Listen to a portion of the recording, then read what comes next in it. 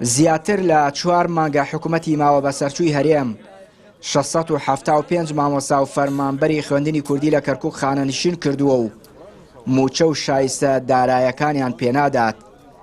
مامۆستایانی خانەنشین و ڕاینیگەرانیان لە خانەنشینبوونیان بەو کەم و کورتیەوە پیان وایە حکوومەتی ماوە بە سەرچوو سستە لە بەڕێکردنی مامەڵەکانیان و تەواوکردنی ئیش و کارە کارگێڕەکانیان. بەڵێ لە ڕووی دەرونیەوە کۆمەڵایەتیەوە داراییەوە گرفتێکی زۆری کردووە. ئەوە ماوەی 5 مانگ زیاترە مامۆستایان و خانەنیشانی کەرکووک و بە گشتیش کە 37,000 خانەنیشین لە هەرێم هەیە هەتاکو ئێستا بۆیان نەکراوە نەمین حیان دراوە پێی نەموچیان بۆیان تەواو کراوە نە هەوێشیان بۆ کراوە لەلایەن حکوومەتی هەرێمەوە کە ئەمە بەڕاستی کاریگەریەکی زۆری لەسەر مامۆستایان و فەرمانبەرانی خانەنشینی لە هەرێم کردووە. هاوڕێم هەیە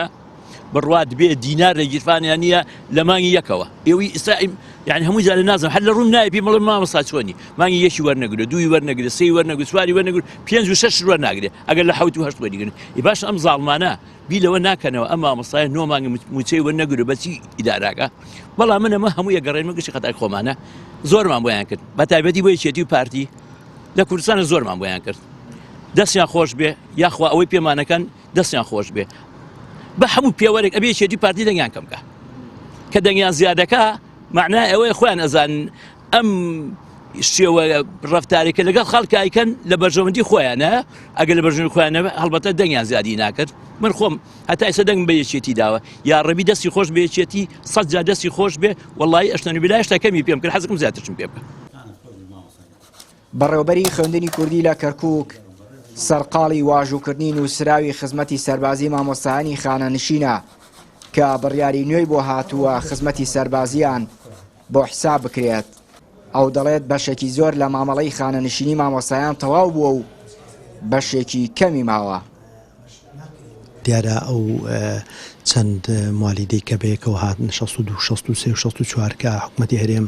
بە نووسراوی فەرمی لە وەزارەتی لە ڕێوەزارەتی پەروەردە گەیاندێ ئێمە خانشین نەکرێن زائید 65 کە 65ەکان بۆ زانیاری جەنابتان ڕۆژانە ئیشەکانیان بۆ بەڕێخرێ لەگە ڕۆژ و مانگی خۆیانە هیچ ئیشکالیان نیە بەڵام 62 63 و 64 دوو لیژنەمان بۆ دروست کردووە خۆشبەختانە ژمارەی ئەو 4 با بڵێن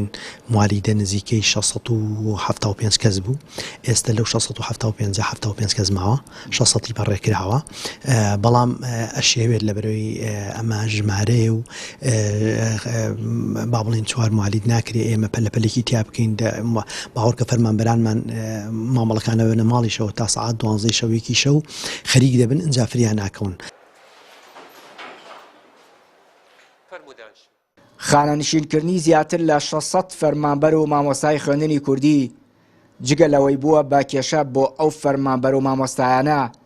کاریگەری نەرێنیشی لەسەر ناوەندەکانی خوێندن دروست کردووە.